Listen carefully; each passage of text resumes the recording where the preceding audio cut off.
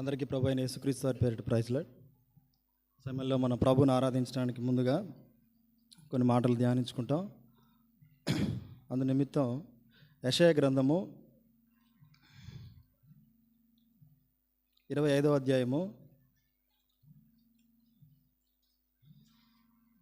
యెషయా గ్రంథము 25వ అధ్యాయము అందరం కలిసి మొదటి వచనం చదువుకుందాం. యెషయా గ్రంథము 25వ అధ్యాయము మొదటి వచనం అందరం కలిసి చదువుకుందాం. యెహోవా, నీవే నా దేవుడవు, నేను నిన్ను హెచ్చించెదను, నీ నామమును స్తుతించెదను. నీవు అద్భుతములు చేసితివి, సత్య స్వభావమును అనుసరించి నీవు పూర్వకాలమున చేసిన నీ ఆలోచనలు నెరవేర్చితివి. ప్రభు సాయం నిమిత్తమై ప్రార్థనలో ప్రవేశిస్తాం. దయచేసి ఏకీభవించండి.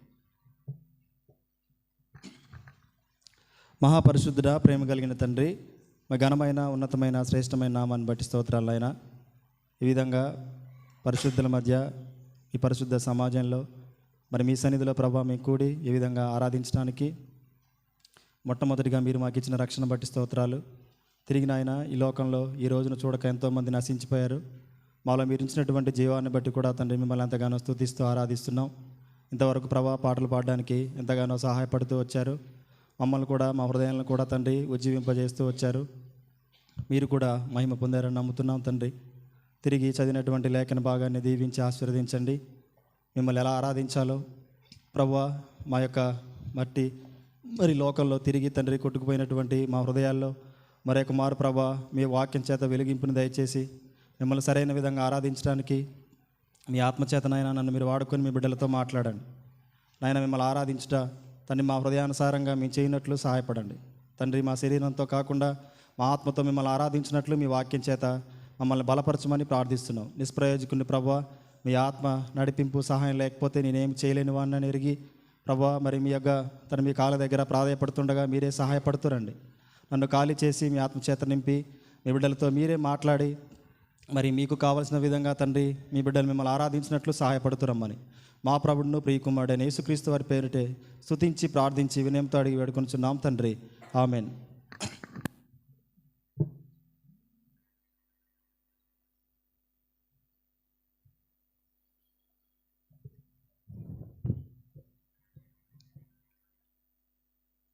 మనం చాలా సందర్భాల్లో చూస్తే ఎక్కువగా దావీదు కీర్తనలు ఎక్కువగా ప్రభువుని ఆరాధించడానికి ఎక్కువగా కీర్తనలు మనం ధ్యానించుకుంటూ ఉంటాం. కానీ యెషయా ప్రవక్త కూడా ఇక్కడ ప్రభువుని ఆరాధించే విషయంలో, ఆయనని స్తుతించే విషయంలో, హెచ్చించే విషయంలో రాసినట్లుగా మనం చూస్తాం.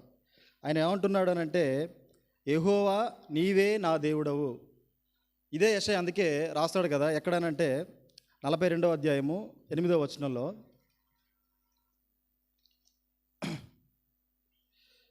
42వ అధ్యాయం 8వ వచనం,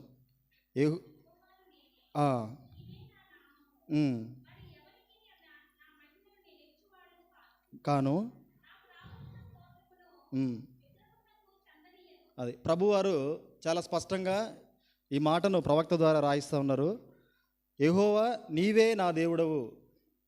ఎందుకు ఈ మహిమను వేరే వారికి ప్రభు ఇవ్వడానికి ఇష్టపడట్లేదు అని అంటే, ఈ మహిమ పొందడానికి మన జీవితంలో దేవుడు చేసినటువంటి మేలు మనం పొందుకున్నది ఆ దేవుడి దగ్గర నుంచే కదా.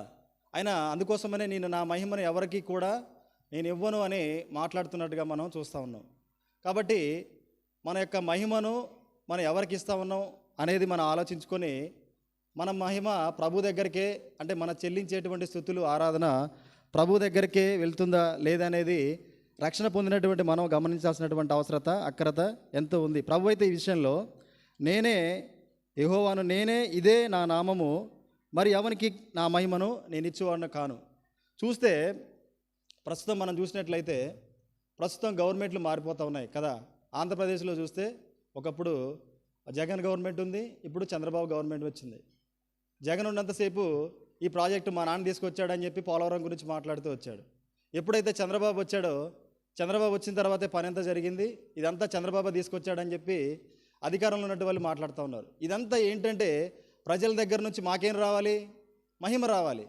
ప్రజలు మమ్మల్ని ఏదో విధంగా కూడా ఇటువంటి గొప్ప పని చేసినందుకు వారి హృదయాల్లో మమ్మల్ని ఆరాధించాలి, మరి ఒక మారు మమ్మల్ని గెలిపించడానికి ఇది వారి హృదయాల్లో ఉండాలి అనేది వాళ్ళ తలంపు. కానీ యేసు ప్రభు అడిగేది ఎలా ఉందనంటే, ఆయన మన పట్ల చేశాడు. కాబట్టి ఎవరికి కూడా నా మహిమను, నాకు చెల్లించాల్సినటువంటి స్థుతులను కూడా నేను ఇవ్వడానికి ఇష్టపడను. విగ్రహములనంటే మన జీవితంలో యేసు ప్రభువుని స్తుతించకుండా, ఆరాధించకుండా మనం ఎవరిని యేసు ప్రభు కంటే ఎక్కువగా మనం చేసినా సరే అదంతా స్తుతే. స్నేహితుల, బంధువుల, రక్త సంబంధికుల, ఉద్యోగమా, డబ్బా, ఏదైనా సరే ప్రభు కంటే ఎక్కువగా మనం ఇస్తా ఉన్నామనంటే అది ప్రభువుని ఆరాధించినట్టు కాకుండా ఇతరులని విగ్రహాలను ఆరాధించినట్లుగానే ఉంటుంది. అందుకే చాలా సందర్భాల్లో కీర్తనాకారుడు కూడా ప్రభు సన్నిధికి వచ్చే విషయంలో ఎంతో జాగ్రత్తగా, ఆనందంగా నేను గడుపుతాను అని మాట్లాడుతూ ఉంటాడు. ఎందుకనంటే ప్రభు సన్నిధికి రావడం అనంటే ఎంతో ఆసక్తితో, ప్రయాసతో ప్రభువుని ఆరాధించటం. ఆరాధించే క్రమంలో తను ప్రభువుకి ఇచ్చేటువంటి ప్రాముఖ్యత కదా. అదే మన జీవితాల్లో చూస్తే ఏది మనకు ఎక్కువగా ఇష్టం ఉంటుందో దానికే మనం ఏం చేస్తూ ఉంటాం, సమయాన్ని కేటాయిస్తూ ఉంటాం. మొట్టమొదటిగా వెళ్ళి లైన్లో ఉంటాం.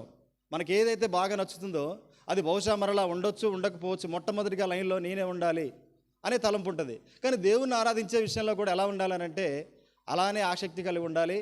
ఆయనకు మాత్రమే ప్రభువుని ఆరాధించేవారుగా మనం ఉండాలి. మనం ఈ మొదటి వచ్చిన తర్వాత భాగం చూస్తే, నేను నిన్ను హెచ్చించేదను, నీ నామమును స్తుతించేదను. ప్రవక్త చెప్తా ఉన్నాడు, నేను నిన్ను హెచ్చించేదను, నీ నామమును స్తుతించేదను. ఎందుకు అనంటే నీవు అద్భుతములు చేసితివి, సత్య స్వభావమును అనుసరించి నీవు పూర్వకాలమున చేసిన నీ ఆలోచనలు నెరవేర్చితివి. అందుకేం చేస్తా ఉన్నాడనంటే హెచ్చిస్తామని చెప్తా ఉన్నాడు. తర్వాత ప్రభువుని స్తుతిస్తానని మాట్లాడుతున్నట్లుగా మనం చూస్తాం. యెషయా రాసినటువంటి ఈ మాటకి ఇక్కడే మనం చూస్తాం. దయచేసి తీయండి 14వ వచనంలో, 14వ అధ్యాయము, ఇదే యెషయా గ్రంథము 24వ వచనం నుంచి చదవండి.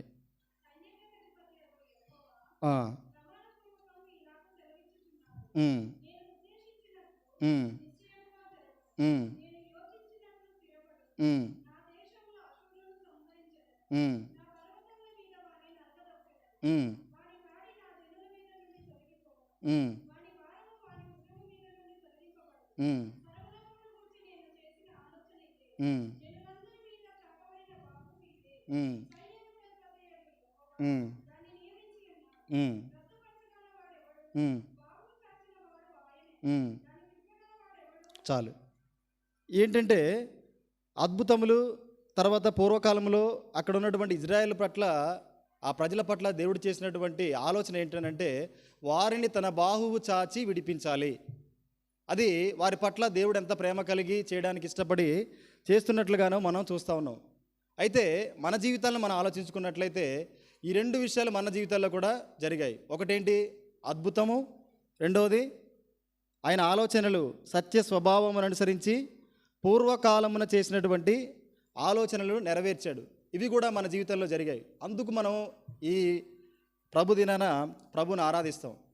మొట్టమొదటిగా అద్భుతం, రెండవదిగా చూసినట్లయితే పూర్వకాలమున ప్రభువు మన కొరకు ఆలోచించినటువంటి ఆలోచనలు నెరవేర్చాడంట.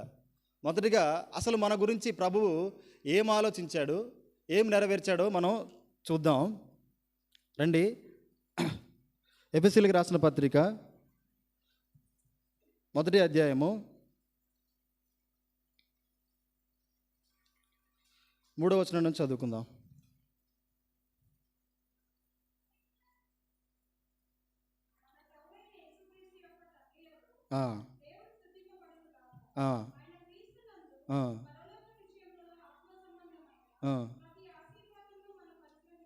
చాలు.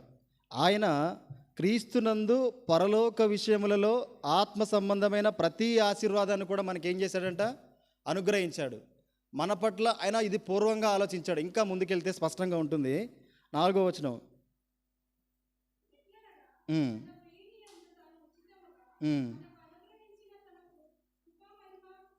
మహిమకు కీర్తి కలుగునట్లు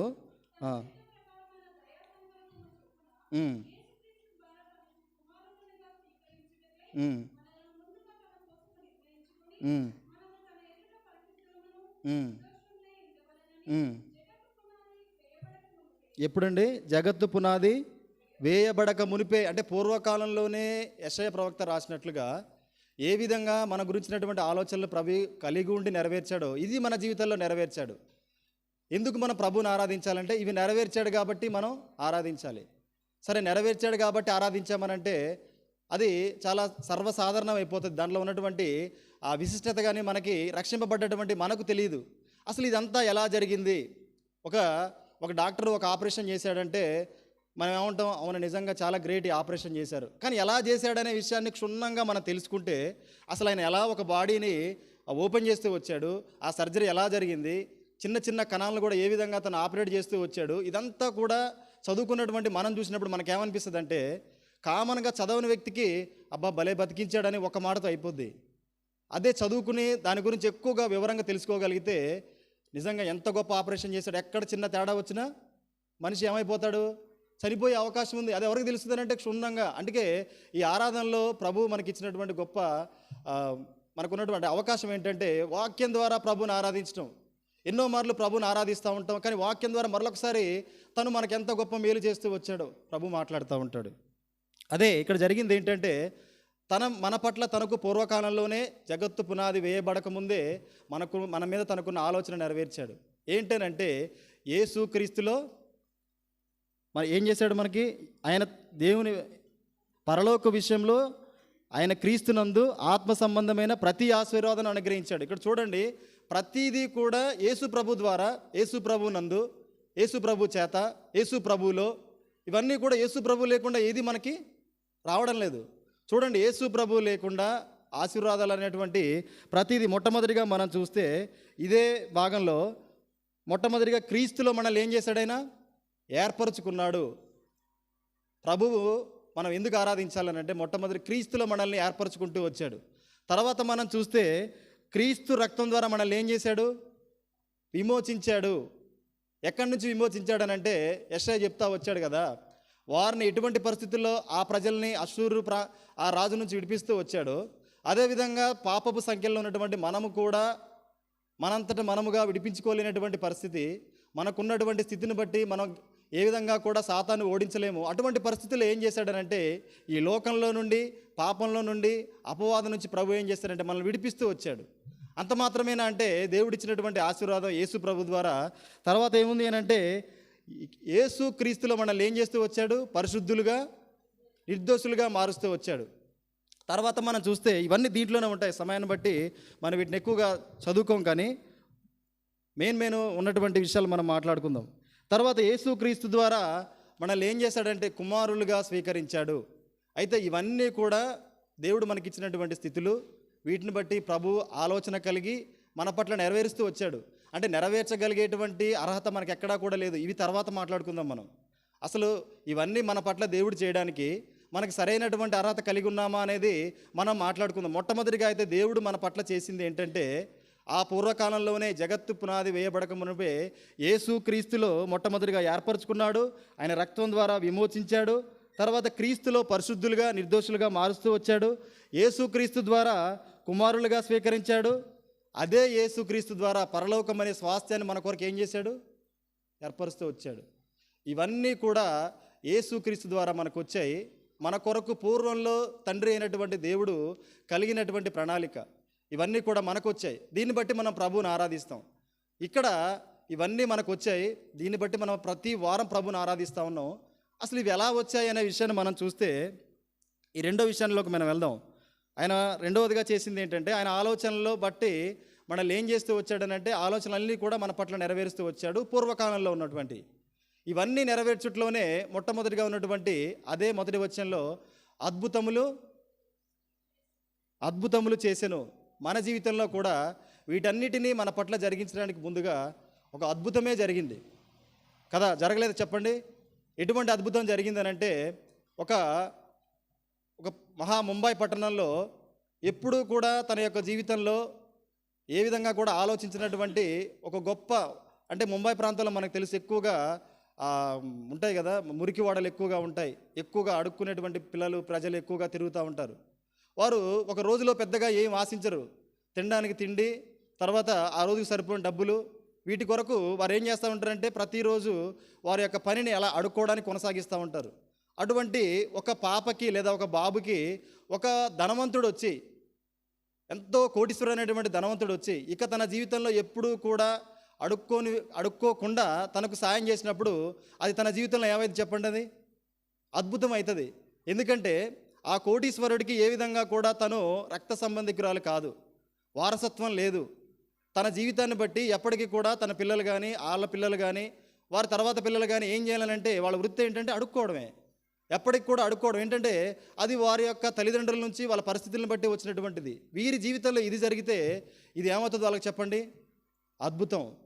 మనకు దేవుడు చెప్పినట్టుగా పూర్వం ఏ విధమైనటువంటి ఆలోచన మన పట్ల కలిగి ఉన్నాడో అది చేయడానికి ముందుగా మన జీవితంలో జరిగింది ఒక గొప్ప అద్భుతం. ఇటువంటి అద్భుతాన్ని మనం బైబిల్లో చూస్తాం. అప్పటి వరకు తెలియదు ఇంత గొప్ప అద్భుతం మనకి జరుగుద్ది అని. దాన్ని తీయండి ఒకసారి, మత్తయి సువార్త. ముందుగా రోమిలికి రాసిన పత్రిక 5వ అధ్యాయం 8వ వచనం చదువుకుందాం. రోమిలికి రాసిన పత్రిక 5వ అధ్యాయం 8వ వచనం.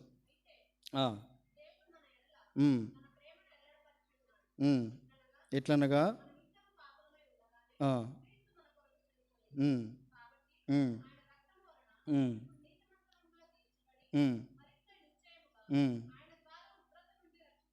చాలు.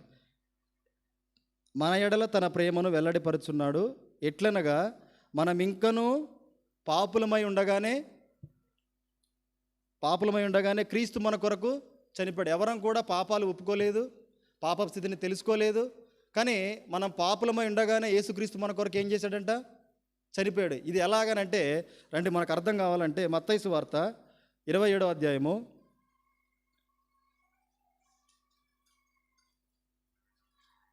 26వ వచనం.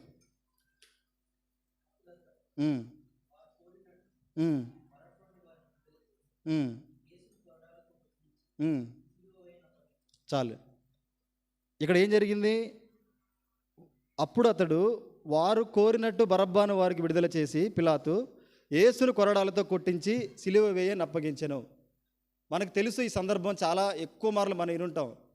బరబ్బా యేసు ప్రభు వారి కంటే ఒక మెట్టు పైగా ఏం చేస్తా ఉన్నాడు, ఒక పిల్లర్కి బహుశా మన ఇమాజినేషన్ ఎలా ఉంటుందంటే ముందుగానే అతను కట్టేశారు సంఖ్యలతోనే.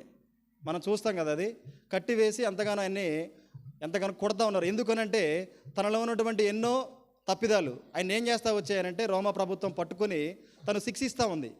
అటువంటి సమయంలో యేసు ప్రభు వారు అక్కడికి వచ్చారు. అక్కడికి రావడం వల్ల జరిగిన అద్భుతం ఏంటంటే ఆయనకి తెలుసు బరబ్బాకి నేను కొద్దిసేపట్లో వీరి దెబ్బల వల్ల లేదా ఆ దెబ్బల తర్వాత ఏం జరుగుతుందో తనకు తెలుసు, నేను చనిపోతాను, వీరు నన్ను శిక్షిస్తారు. దేన్ని బట్టి అని అంటే తనలో ఏముంటూ వచ్చాయి చెప్పండి, బరబ్బాలో ఏముంటూ వచ్చాయి, తిరుగుబాటుతనం ఉంది తనలో. ఆ ప్రభుత్వాన్ని ఎంతగానో తిరగబడినటువంటి మనస్తత్వం కలిగిన వ్యక్తి బరబ్బా. అందుకే వాళ్ళు బంధించారు, సంఖ్యలతో బంధిస్తూ వచ్చారు. తర్వాత తనలో ఇంకేముంటూ వచ్చింది, ఆయన నరహంతకుడు, ఎంతోమందిని చంపినటువంటి వాడు కదా. బరబ్బా ఎంతోమందిని చంపాడు. ఇది ప్రజలకు ఎంతో ఇబ్బందికరంగా, ప్రభుత్వానికి ఎంతో ఇబ్బందికరంగా ఉంటూ వచ్చింది కాబట్టి బరబ్బాని ముందుగానే అక్కడ కట్టేసి శిక్షిస్తూ ఉన్నారు. తర్వాత చూస్తే ఆయనలో అసలు నీతి నిజాయితీ అనేది బరబ్బాలో ఉండదు కదా. ఆడపిల్లలను చూసినా, తర్వాత స్త్రీలను చూసినా, డబ్బు చూసినా, పేదవారిని చూసినా, ఎవరిని చూసినా తనకు కావాల్సింది డబ్బు, తను అనుభవించాల్సినటువంటి సుఖాన్ని ఆ దేశం మీద పడి తిరుగుబాటు చేసుకుంటూ ప్రభుత్వాన్ని, ప్రజల్ని ఎంతగానో ఇబ్బంది పెట్టినటువంటి వ్యక్తి బరబ్బా.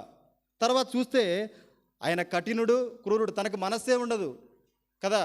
ఘోరమైనటువంటి పాపాలు చేసినటువంటి వ్యక్తి. తను తన పాపాలను బట్టి శిక్షించబడేటప్పుడు కూడా ఈ శిక్ష నాకు తగిందే అని ఆ శిక్షను అనుభవిస్తూ ఉన్నాడు. తనకు తట్టుకొని నిలబడడానికి ప్రయత్నం చేస్తూ ఉన్నాడు. ఇది బరబ్బా పరిస్థితి. ఒక్కసారిగా యేసుప్రభు అక్కడికి వచ్చిన తర్వాత ఏం జరిగిందనంటే ఒక అద్భుతమే జరిగింది. ఏం చేస్తారు ప్రజలందరూ కూడా, మాకెవరు కావాలి, అక్కడ పిలాతు ఆప్షన్స్ ఇస్తూ వచ్చాడు. మీకు యేసుప్రభుని మీకు విడుదల చేసే అవకాశం ఉంది, యేసుప్రభుని విడుదల చేయాలా, బరబ్బాని విడుదల చేయాలని అడిగినప్పుడు అక్కడ ఉన్న ప్రజలందరూ కూడా ఏం చేయాలా, పరిశీలనతో ప్రేరేపించబడి ఏం చేస్తూ వచ్చారు, మాకు బరబ్బాని విడుదల చేయండి. ఇది ప్రజల ప్రణాళిక కాదు, పరిశీల ప్రణాళిక కాదు. ఆ బరబ్బా ఎవరో కూడా కాదు, మనమే. మన పాపపు జీవితాన్ని బట్టి, మన తిరుగుబాటుతనాన్ని బట్టి, ఎన్నో ఘోరమైనటువంటి పాపాలు చేసినటువంటి విధానాన్ని బట్టి, మన క్రూరత్వాన్ని బట్టి, మన మాటలతో ఇతరులను హింసించి ఆ పాపం ద్వారా వారిని మానసికంగా హింసించి చంపినటువంటి మనం, ఎంతోమందిని మన అబద్ధాలతో మోసం చేసినటువంటి మనం, వీటన్నిటికంటే ప్రాముఖ్యంగా తండ్రికి అవిధేయులుగా జీవించినటువంటి మనం. మన శిక్ష ఏంటంటే బరబ్బాకి ఏ శిక్ష వస్తుందో, ఆయన బందిపోటు కూడా ఒక దొంగ కూడా. యేసుప్రభు చాలా సందర్భాలు అంటాడు కదా, తన పక్కన ఉన్నటువంటి వాళ్ళే బందిపోట్లు, దొంగలు కదా. వాళ్ళు ఎవరు? నేరం చేసినటువంటి వారికి ఏం కావాలి అంటే సిలువే కావాలి. ఇప్పుడు యేసుప్రభు వారు సిలువను ఎక్కుతా ఉన్నారు. ఒకవేళ యేసుప్రభు వారే సిలువను ఎక్కకపోతే ఆ ప్లేస్లో ఎవరు ఉండేవాళ్ళు? బహుశా బరబ్బానే ఉండేవాడేమో. ఎందుకనంటే తన పాపాలన్నీ కూడా ఆ సిలువను ఎక్కడానికి సరిపోయినటువంటివి. మన పాపాలు కూడా ఎటువంటి అనంటే ఆ బరబ్బా వలె సంఖ్యలతో బంధించబడాం. అంత మాత్రమేనా? మన పాపం అన్నిటిని బట్టి మనం సిలువలో మరణించాల్సినటువంటి వారము. కానీ ఇక్కడ అద్భుతం ఏంటంటే ఆ బరబ్బల ప్రభువారు మనల్ని ఏం చేశారంటే పక్కకు తోసేశారు.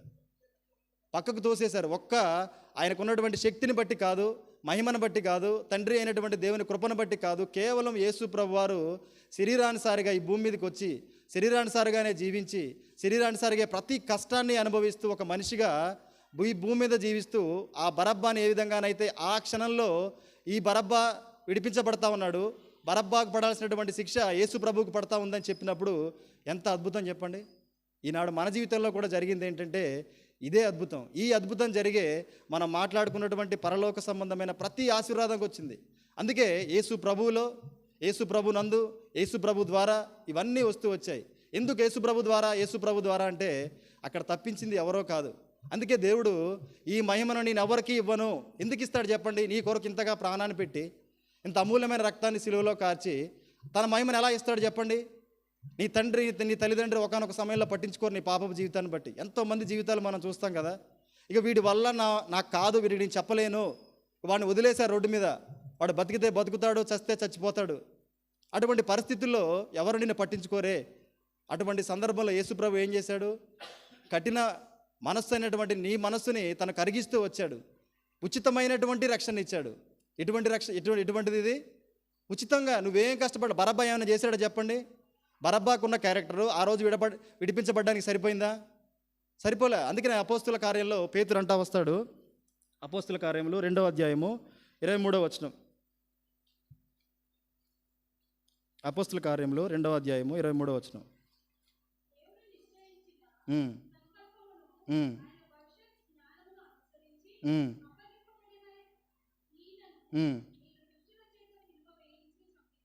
చాలు. వాళ్ళు ఏమనుకుంటా ఉన్నారంటే ఇచ్చాం అని ఎంతో సంతోషపడతా ఉన్నారు. అయితే పేతురు ఏం చెప్తా జరిగింది ఏంటిది? బరబ్బాని విడిపించటం. అంటే బరబ్బా లాంటి మనల్ని విడిపించడానికి యేసు ప్రభు అప్పగించబడాలి. ఇది ప్రీ ప్లాన్. యేసు ప్రభు జరిపిస్తున్నటువంటి పక్కా ప్లాన్ ఇది. సాతాను అనుకుంటా ఉన్నాడు, నేను యేసు ప్రభుని పరలోక రాజ్యానికి తీసుకెళ్తా, దేవుని రాజ్యం కొరకు సువార్త చెప్తున్నటువంటి నేను యేసు ప్రభుని సిలువను అప్పగిస్తా ఉన్నా అనుకుంటా ఉన్నాడు. కానీ వాటన్నిటి ద్వారా మరణాన్ని జయిస్తూ ఉన్నాం. ఆయన జయించడమే కాదు, ఆయన తరపున మనందరం కూడా జయించబోతున్నటువంటి విషయాన్ని ఆడు గమనించలా. బహుశా మనం కూడా గమనించలా. మొట్టమొదటిగా యేసు ప్రభు యొక్క ఆ బందీ ద్వారా, యేసు ప్రభు పట్టబడ్డం ద్వారా విడిపింపబడిన వ్యక్తి ఎవరంటే బరబ్బా. ఆ బరబ్బాలు మనందరం కూడా మన జీవితాల్లో ఎక్కడో అక్కడుంది. తిరుగుబాటుతనం, క్రూరత్వం, ఒక మనిషిని మాటలతో చంపే విధానం ఎక్కడ లేదు. అబద్ధాలు ఎక్కడ లేవు. మోసాలు మన జీవితంలో చూస్తే ఏదో విధంగా దేవునికి అవధేయులుగా జీవిస్తూ వచ్చాం. ఒక్క విషయంలో కూడా దేవుడు ఇతడు నా కుమారుడు, ఇంత మంచి క్యారెక్టర్ కలిగి జీవిస్తూ ఉన్నాడు అని ఎక్కడా కూడా మనం జీవించలే. కానీ ఆ బరబ్బాని ఏ విధంగానైతే పక్కకు దోశాడో, ఆ శిక్షనంతా ప్రభు మీద వేసుకుంటూ వచ్చాడో, నీ కొరకు నా కొరకు కూడా దేవుడు అంత అద్భుతం జరిగించాడు. ఎంత అద్భుతం చెప్పండి తన జీవితంలో. మరొక రోజు చూస్తాననుకుంటాడా బరబ్బా చెప్పండి? యేసు ప్రభు నీ జీవితంలో నా జీవితంలోకి రాకపోతే, ఇంత గొప్ప శిలువ మరణం పునరుత్థానం జరగకపోతే మనకుందా చెప్పండి ఇటువంటి జీవితం? చనిపోతే ఎక్కడుంటామో తెలియదు, నరకమే మనకి, నిత్య నరకమే మనకి. అటువంటి పరిస్థితుల్లో దేవుడు ఇంత గొప్ప అద్భుత కార్యాన్ని జరిగిస్తూ వచ్చాడు. ఇంత అద్భుత కార్యం ఎలా జరిగిందని అంటే దాన్ని రండి చూద్దాం ఒకసారి. ఫిలిప్పీయులకు రాసిన పత్రిక 2వ అధ్యాయము 6వ వచనం.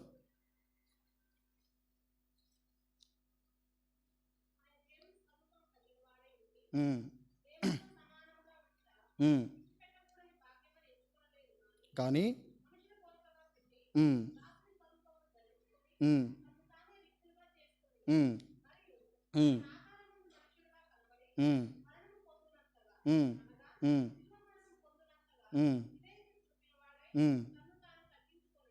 చాలు. ఎంతగా అనంటే శిలువ మరణం పొందేంతగా తన విధేయతను చూపాడు. ఇదే యెషయా గ్రంథంలో ఒక ప్రవచనమే రాయబడుతూ వచ్చింది 53వ అధ్యాయంలో. తన విధేయత అంతా అక్కడ కనిపిస్తూ ఉంటుంది. నీ కొరకు నా కొరకు దేవుడు ఎంతగా సిలువకు అప్పగించుకునే విధానం కానీ చూస్తే అసలు ఇంత పాపానికి అర్హుడిని, ఇంత పాపాన్ని బట్టి ఈ స్థితికి నేను అర్హుడిని, ఇంత యేసు ప్రభు నా కొరకు చేసి నన్ను విడిపించాడా అని ఆరాధించే ముందు మన హృదయాల్లో ఎంతో బాధ, ఎంతో నిజంగా మన హృదయంలో అది మనం తలుచుకుంటే ప్రభుని ఎంతగానో ఆరాధించగలం. 53వ అధ్యాయము యెషయా గ్రంథము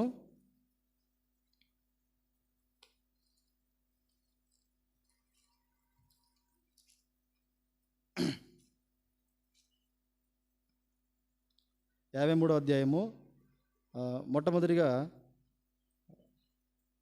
7వ వచనం.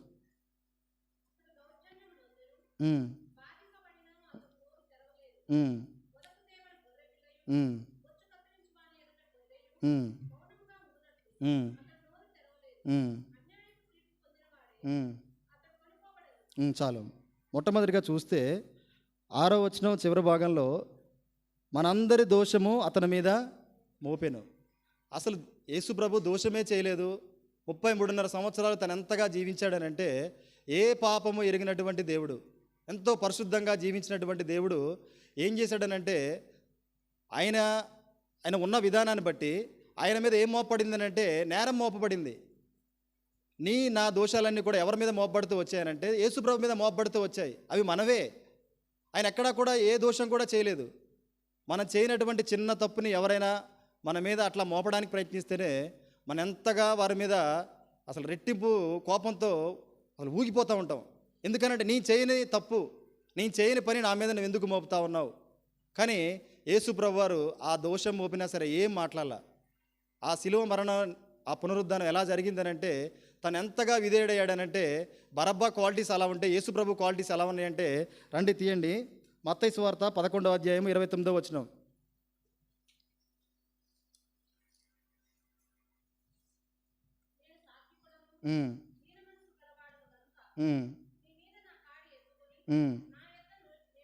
చాలమ్మా. ఆయన సాత్వికుడు, దీన మనస్సు గలవాడు. మనకి ఆయనకి అసలు ఏమాత్రం కూడా ఆలోచించాల్సిన అవసరం లేదు. మనకి పూర్తి వ్యతిరేకమైనటువంటి స్థితిలో యేసు ప్రభు వారు ఉన్నారు. మనలో తిరుగుబాటు ఉంది, క్రూరత్వం ఉంది, అబద్ధాలు ఆడతాం, మోసాలు చేస్తాం, ఎంతో రహస్య పాపాలతో జీవించినటువంటి మనము యేసు ప్రభు యొక్క క్యారెక్టర్ చూస్తే ఆయన సాత్వికుడు, దీన మనస్సు గలవాడు. మన దగ్గర మన పాపాలను బట్టి మోగిపోతూ ఉంది ప్రపంచం. కానీ ఆయన దగ్గరకు వచ్చేసరికి ప్రశాంతంగా, సాత్వికంగా, దీన మనస్సు. ఎంత వేరియేషన్ చూడండి. ఆయన మీద ఏం చేస్తూ ఉన్నారంట? నేరం మోపుతా ఉన్నారు. ఇవన్నీ చేసింది నువ్వే అని అంత దీన మనస్సు కలిగిన సాత్వికమైనటువంటి ఆ యేసు ప్రభు మీద మోపుతూ వచ్చారు. ఏం మాట్లాడాల ప్రభు. తర్వాత హెబ్రీల్లో కూడా మనం చూస్తాం ఆయన యొక్క గొప్పతనాన్ని బట్టి. హెబ్రీలకు రాసిన పత్రిక 7వ అధ్యాయం 26వ వచనం తీయొద్దు. ఆయన పరిశుద్ధుడును, నిర్దోషుడును, నిష్కల్మషుడును, పాపులలో చేరక ప్రత్యేకమైనటువంటి జీవితాన్ని జీవించే వ్యక్తి యేసు ప్రభు. కానీ ఆయన ఏం చేశారనంటే ఆయన మీద ఏం చేశారంట? దోషం మోపారు. తర్వాత కింద భాగం చూస్తే 53వ అధ్యాయం యెషయా, దౌర్జన్యమును ఉందేను. చూడండి, ఆయన దౌర్జన్యం ఉందాడంట. దౌర్జన్యం అంటే ఎలా ఉంటుంది చెప్పండి? ఒక వ్యక్తి దౌర్జన్యం అంటే మనకు బాగా అర్థం కావాలనంటే పాపం ఒకరొక ల్యాండ్ కొనుక్కున్నారు. వారి యొక్క జీవితం రిటైర్మెంట్ ఏజ్ వరకు చాలా కష్టపడి ల్యాండ్ కొనుక్కున్నారు. ఇక మనం ఇల్లు కట్టుకుంటాం, దీంట్లో స్థిరపడతాం, ఇక్కడ ఉంటాం అనుకున్న తర్వాత ఎవడో వచ్చి ఆ ల్యాండ్ నాదని దౌర్జన్యంగా ఆక్రమించుకుంటే ఎంత ఎంత ఏడుపు ఉంటుంది చెప్పండి. వాళ్ళకి తిరగబడేవాడు తిరగబడతాడు, కేసులు పెట్టేవాడు కేసులు పెడతాడు. ఆస్తి ఎవరిదేనంటే పాపం వాడిది. కానీ యేసు ప్రభు మీద ఎలా జరిగిందని అంటే ఇలానే దౌర్జన్యంగా తన మీద ఈ నేరాలన్నీ మోపుతూ వచ్చారు. ఈ ఎవరియో కాదు నేరాలు. ఆ బరబ్బా ప్లేస్లో విడిపించబడాలి యేసు ప్రభు. కానీ దానికి ప్రభు ఇష్టపడలే. బరబ్బా లాంటి మనల్ని విడిపించడానికి దేవుడు ఇష్టపడ్డాడు. దౌర్జన్యాన్ని కూడా తను ఏ విధంగా కూడా నేను ఆ దౌర్జన్యాన్ని సరే భరించాలి అనేటువంటి తలపు కలిగి ఉన్నాడు దేవుడు. తర్వాత ప్రభు యొక్క స్థితిని బట్టి మనం చూస్తే పౌలు కంటే ముందుగా యోహాను సువార్త 8వ అధ్యాయం 46వ వచనం యేసే చెప్తూ వచ్చాడు తన గురించి. యోహాను సువార్త 8వ అధ్యాయం 46వ వచనం.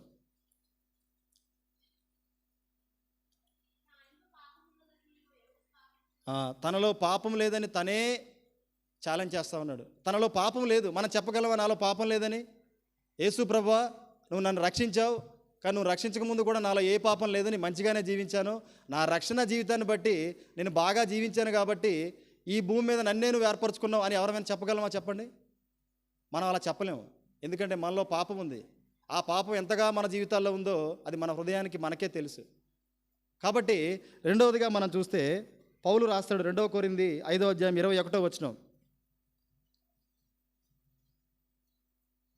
2 కొరింథీ 5వ అధ్యాయం 21వ వచనం. ఉమ్, ఉమ్, ఉమ్, ఉమ్, ఉమ్. ఏ పాపము ఎరిగినటువంటి ఆయన దేవుని దగ్గర నువ్వు నీతిగా కనబడడం కోసం, అవినీతి పరులైనటువంటి మనము, ఏ నీతి లేనటువంటి మనము దేవుని దగ్గర నీతికి కనబడాలంట. అంటే మన పనులన్నీ కూడా ఎలా ఉన్నాయనంటే అనీతి పరులుగా మనం జీవిస్తూ వచ్చాం. ఆ క్యారెక్టర్తోనే మనం ఈ భూమి మీద జీవిస్తూ వచ్చాం. కానీ ఇటువంటి మనుషుల్ని దేవుని దగ్గర ఎలా చూపెట్టాడనంటే నీతిపరుడిగా చూపించాడు. ఆయన ఏ పాపం కూడా ఎరగలేదు. ఇది పౌలుకు ఉన్నటువంటి తలంపు ప్రభు పట్ల. తర్వాత చూస్తే చివరిగా పేతురు, 1 పేతురు 2వ అధ్యాయం 22వ వచనంలో, 1 పేతురు 2వ అధ్యాయం 22వ వచనం.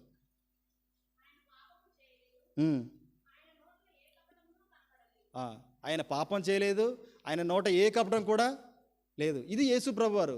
కానీ ఏమి చేయనటువంటి ఈయన ఏమైతే ఉన్నాడంటే ఇక్కడ చూడండి 53వ అధ్యాయము, యెషయా గ్రంథం 53వ అధ్యాయంలో దౌర్జన్యం నొందాడు. ఏం మాట్లాడాల, వదకు తేబడిన గొర్రె పిల్లవలే చాలా నెమ్మదిగా ఏం మాట్లాడకుండా మౌనంగా ఉంటూ వచ్చాడు. తర్వాత మన పాపాలను బట్టి ఆయన ఏం చేయబడుతూ వచ్చాడు, బాధింపబడ్డాడు. చూస్తాం మనం అక్కడ.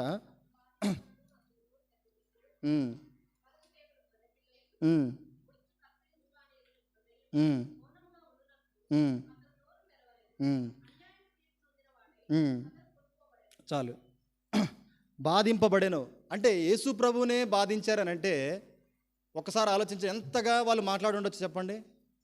బహుశా దెబ్బలకి ప్రభు ఎక్కువగా బాధించుండరు, కానీ ఆయన యొక్క జీవితాన్ని బట్టి, ఆయన ఏ విధంగా కూడా అర్హుడు కానటువంటి స్థితిని బట్టి, ఆ నిందలతో తన కుటుంబాన్ని కావచ్చు, తను చేసినటువంటి పరిచర్యను బట్టి కావచ్చు, తనను ఎంతగా తిడతా ఉన్నారనంటే తను బాధపడేంతగా తిడతా ఉన్నారు. ఇదంతా భరించడం అవసరమా చెప్పండి? ఎందుకు భరించాడు ప్రభు? తను భరిస్తేనే నీకు నాకు తను అనుకున్నట్టుగా, తను ఏదైతే పూర్వకాలం ముందు నీ కొరకు నా కొరకు యోచించాడో తండ్రి అయినటువంటి దేవుడు, అవి జరుగుతాయి. తను భరించాలి, ఒక గొర్రె పిల్లగా తను భరించాలి, మౌనంగా ఉండాలి. ఎంతగా భరిస్తూ వచ్చాడనంటే తర్వాత అన్యాయపు తీర్పు నొందాడు. ఆ తీర్పు ఎంతో అన్యాయమైంది కదా. ఏముంది చెప్పండి? యేసుప్రభులో పిలాతు భార్య చెప్తూ వచ్చింది, ఇతను నీతిపరుడు, ఇతనిలో ఏ పాపం లేదు, అన్యాయంగా శిక్ష వేస్తూ వచ్చారు. ఇవన్నీ దేని కొరకు జరుగుతూ వచ్చాయనంటే నీ కొరకు నా కొరకు, నీ జీవితాన్ని పట్ల ఒక అద్భుతం జరిగించాలి. ఆ అద్భుతం జరిగితేనే తండ్రి అయినటువంటి దేవుడు అనాది సంకల్పంలో జగత్తు పునాది వేయబడక ముందే క్రీస్తులో మనల్ని ఏర్పరచుకోవాలి అనే తలంపు జరగాలనంటే నువ్వు పాపిగా ఉన్నా, అవినీతిపరుడిగా ఉన్నా, లంచగొండితనంలో ఉన్నా, మోసంలో ఉన్నా, ఎటువంటి పాపంలో ఉన్నా సరే యేసు ప్రభులో ఈరోజు నువ్వేమయ్యావనంటే నీతిపరుడిగా మారావు, పరిశుద్ధుడిగా మారావు, ప్రభు యొక్క ప్రతి ఆశీర్వాదానికి అర్హుడిగా మారావు. ఇదంతా కూడా మన భక్తి వల్ల కాదు, మన క్రమశిక్షణ వల్ల కాదు, నీకున్న ధనం వల్ల కాదు, ఇది దేని వల్ల కాదు, ఉచితముగా ప్రభు మనకు అనుగ్రహిస్తూ వచ్చాడు. దేనివల్ల అంటే ప్రభు పడే ఈ ప్రతి శ్రమ ద్వారా. ఇక్కడ మనం చూస్తాం,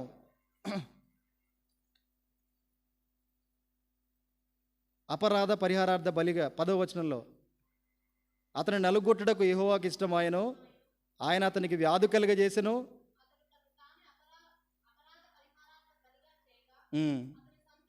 చూస్తూనే ఉన్నాం కదా మనంతా. ఇదంతా కూడా ఇంకా మనకు సువార్త పత్రికల్లో చాలా స్పష్టంగా ఉంటుంది. ఇదంతా కూడా అక్కడ జరుగుతూ వచ్చింది. మత్తయి మార్కు సువార్తలో మనం చూస్తే ఇదంతా జరుగుతూ వచ్చింది. ఇది ప్రవచనమే, కానీ ఇదంతా జరుగుతూ వచ్చింది మన జీవితాల్లో. మొట్టమొదటిగా ప్రభు విడిపించింది బరబ్బన. ఆ బరబ్బా లక్షణాలు కలిగినటువంటి మనందరం కూడా ఎప్పుడైతే క్రీస్తు శిలువ మరణానికి ఎక్కాడో, నీ పాపాలన్నీ కూడా తన భారంగా భావించాడు.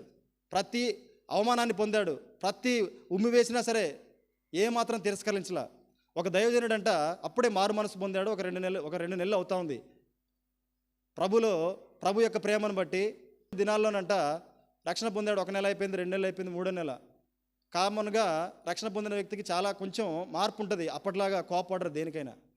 ఆయన చర్చికి వచ్చి దారెమ్మటి వెళ్తా ఉన్నాడు. వెళ్ళినటువంటి పరిస్థితుల్లో పక్కన ఎవరో తెలుసో మరి తెలియకుండా తెలియదు, తన మీద ఉమ్మి వేశారంట. తనకి ఎంతగానో కోపం వచ్చిందంట. అసలు బండి ఆఫ్ చేసి కొట్టాలన్నంత కోపం వచ్చిందంట. వెంటనే తనకు వర్తమానం గుర్తొచ్చింది.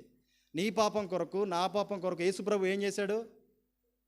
ఉమ్మి వేయబడింది, తన మీద ఉమ్మి పడింది. ఆయనకు అనిపించిందంట, అసలు ఆయన ఏం చేయనైనా నా పాపం కొరకు ఆ శిలువలో ఆ శిలువ మరణానికి వెళ్ళే క్రమంలో అంతగా ఉమ్మివేయబడ్డాడే, తనలో ఏం లేదే, అంత పవిత్రుడే, అంత పరిశుద్ధుడే, తననే ఉమ్మివేస్తే ఈ ఉమ్మి నా మీద ఎంత, నేను భరిస్తా అని భరించాడండి. ఇటువంటి ఎన్నో మన జీవితాల్లో మనం అనుభవించాలి. కానీ దేవుడు వీటన్నిటిని మన నుంచి దూరం చేసి ఇంత గొప్ప రక్షణ మనకిచ్చాడు. పరలోక సంబంధమైన ప్రతి ఆశీర్వాదాన్ని కూడా యేసు ప్రభు ద్వారా మనకిస్తూ వచ్చాడు. ఇదంతా కూడా మన శక్తి వల్ల జరిగింది కాదు. అందుకే మన ప్రభువుని ఆరాధించాలి, ప్రభువునే ఆరాధించాలి. ఎందుకంటే ఇవన్నీ చేసింది కూడా యేసు ప్రభువే. ఎవరు మన కొరకు ఇంతగా శ్రమించలేదు, ఇంతగా ప్రాణం పెట్టలేదు. కాబట్టి అటువంటి దేవుణ్ణి హృదయమారా మనం ఆరాధిద్దాం. దేవుడి మాటలు దీవించును గాక.